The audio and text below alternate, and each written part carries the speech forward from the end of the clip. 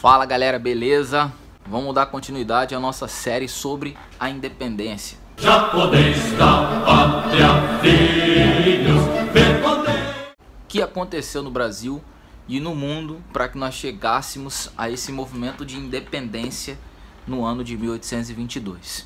Antes de começar, se inscreve no canal, deixa o seu like e compartilha o conteúdo com geral. Valeu? Com o passar do tempo, Dom João começou a ter algumas atitudes que favoreciam o Brasil e a economia brasileira durante esse período que ele esteve Morando aqui no no Rio de Janeiro, no Brasil. Então Dom João, com as suas atitudes, começou a tirar um pouco de Portugal aquelas prerrogativas de metrópole.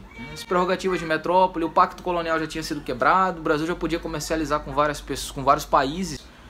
E aí nessa condição, logo em 1816, Dona Maria, a mãe de Dom João, a rainha de Portugal, vocês viram que em nenhum momento até agora eu chamei ele de Dom João VI. Ele não era Dom João VI até 1816. Na verdade, 1818, quando ele foi coroado. Mas em 1816, quando a Dona Maria morre, a mãe dele, rainha de Portugal, ele assume o trono de Portugal como rei de Portugal. E aí ele vira Dom João o VI, porque o último foi quinto. Então Dom João o VI. A partir de então, as atitudes dele começam a ser mais voltadas para a proteção da coroa. Por quê? Porque o ideal da independência, da república, aquela coisa do iluminismo, Da liberdade de expressão, da liberdade de culto. e Tudo aquilo que o iluminismo pregava Tirando aí da mão dos reis. começaram a surgir no Brasil. Então foram várias investigações que ele empreendeu, porque era proibido esse tipo de livro no Brasil, era censurado, existiam vários níveis de censura Dentro da corte portuguesa. que era proibido por Dom João VI. Então, de uma forma ou de outra, ele já sabia que isso ia acontecer. Ele já sabia que uma hora isso ia acontecer. Tanto é que ele fala, né, pro filho dele, antes de embarcar para Portugal, que é Dom Pedro I, Pedro de Alcântara, que se fosse para perder a coroa, que perdesse para ele. Mas aí era uma jogada, entendeu? Era um jeito de manter a coroa tanto em Portugal como na América. Ele ia ter dois reinos praticamente. A Casa dos Bragança ainda ia continuar governando o Brasil e Portugal. Isso aí fica para depois de 1822, para vocês entenderem que a jogada dele refletiu lá no futuro, depois de 1822. Então, continuando. Essa abertura aos portos das nações amigas e também algumas ações que ele empreendeu contra a própria França. Uma delas foi o ataque à hoje Guiana Francesa. E aí ele pegou essa galera daqui do Brasil com a armada de Portugal, levou lá Batalha de Caiena. Para quem não sabe, Batalha de Caiena é conhecido como o batismo de fogo, o corpo de fuzileiros navais do Brasil, conhecido como batismo de fogo, porque a data de fundação foi a chegada deles aqui no Brasil, em 7 de março de 1808. Então logo em seguida, em 1808 mesmo, final do ano, embarcaram nos navios e foram lá para a Guiana Francesa e mostraram para a França que Portugal não estava para brincadeira. Em seguida, 1816, desce para o sul e toma a Banda Oriental, que hoje é o Uruguai. À época se tornou a província da Cisplatina, ou seja, nós tínhamos um domínio de mar de 8.000 quilômetros, coisa absurda, continental. O negócio era muito grandioso para um país tão pequeno como Portugal.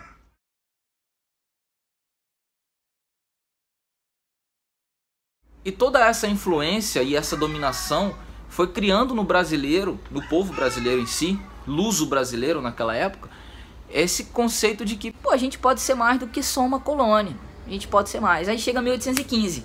Dom João vai e eleva o Brasil à condição de Reino Unido a Portugal e Algarves. Aí ele sentenciou a independência do Brasil. O Brasil nunca mais voltaria a ser colônia de Portugal. Nunca mais. Quando ele elevou o Brasil à condição de Reino Unido, Bati aqui no negócio agora. de Reino Unido a Portugal e Algarves, o Brasil estabeleceu uma condição, junto com a sua aristocracia e aqueles intelectuais, que não eram muitos, porque o Brasil era um país de analfabetos, essa é a verdade daquela época. Eram poucas pessoas letradas e que tinham condições de ir até a Europa e estudar numa faculdade. O medo de Dom João era a república.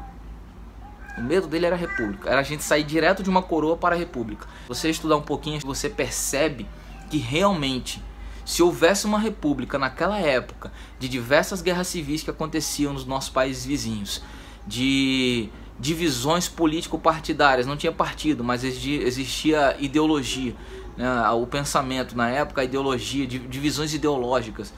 Cara, isso aqui ia ter se trucidado num território assim, o Brasil mesmo ia ser Rio de Janeiro, Minas Gerais, São Paulo e as províncias de Mato Grosso. Aí a Confederação do Equador ia ser Pernambuco, Rio Grande do Norte, Paraíba, Ceará. Aí a República dos Cabanos seria o Pará e aquela banda lá da Amazônia. E a República Rio-Grandense, que foi a Revolução Separatista do Sul. Vocês estão entendendo como é que era o negócio? Era muito tênue, era uma coisa muito tensa.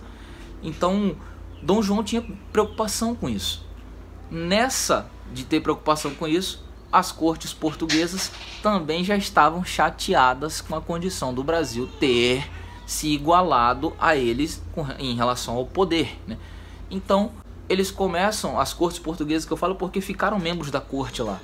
Não foi todo mundo que veio embora. Não foi todo mundo que foi transferido de lá pra cá. Foi muita gente, mas não foi todo mundo. Inclusive os que ficaram lá foram os que lutaram contra os franceses e não deixaram que os franceses se apossassem do território de Portugal. Porque Portugal tinha dificuldade nas estradas, eram poucas estradas construídas e territórios muito difíceis de serem ocupados e consolidados, e outra porque o povo não aceitava. E por isso a consolidação do poder de Napoleão não aconteceu em Portugal. Então até ali, por volta de 1810, 1811, a França tentou 3 vezes invadir Portugal e permanecer lá. Não conseguiu. Graças também à ajuda da Inglaterra, que lá naquele acordo, naquela convenção secreta com Dom João, se comprometeu a ajudar Portugal a expulsar os franceses de lá e não deixar que os franceses permanecessem no seu país. Então, nesse contexto, as cortes portuguesas estavam fortalecidas junto com o povo português. Lá na metrópole, antiga metrópole portuguesa, né? Lá em Lisboa. Então eles já começaram a pensar também nesse ideal iluminista aí de, pô, vamos derrubar essa coroa. O cara tá lá no Brasil, não tá nem aí pra gente mesmo, vamos derrubar esse cara. O que ele tá governando Portugal lá do Brasil? Vamos recolonizar o Brasil? Vamos transformar esse país em colônia de novo? Eles estão muito soltinhos. Vamos fazer esses caras virarem colônia de novo. Acontece em 1820 a Revolução Liberal do Porto. Revolução das Cortes Gerais Extraordinárias, que daí pra frente só pensam em diminuir a condição do Brasil, recolonizar o Brasil, levar Dom João de volta para lá, ou ele volta para Portugal, ou ele perde a coroa de uma vez e empreender uma nova Constituição, já aí nos moldes da Constituição de Cádiz, que foi quando a Espanha conseguiu também se libertar da França. Vendo que isso tudo ia acontecer, Dom João não pensa 2 vezes, fala, mano, vou pegar meus bagulho e vou voltar para Portugal. Pedro, segura a tua onda aí e fica sem dinheiro, valeu? Próxima aula a gente dá continuidade a partir de 1821, quando Dom João sai do Brasil em direção a Portugal, regressando com a sua corte, com o tesouro que existia no Banco do Brasil. E aí Dom Pedro I ficou aqui sem nada, liso. O que sobrou para ele, a gente vai ver na próxima aula. Valeu! Já podeis da pátria, filhos,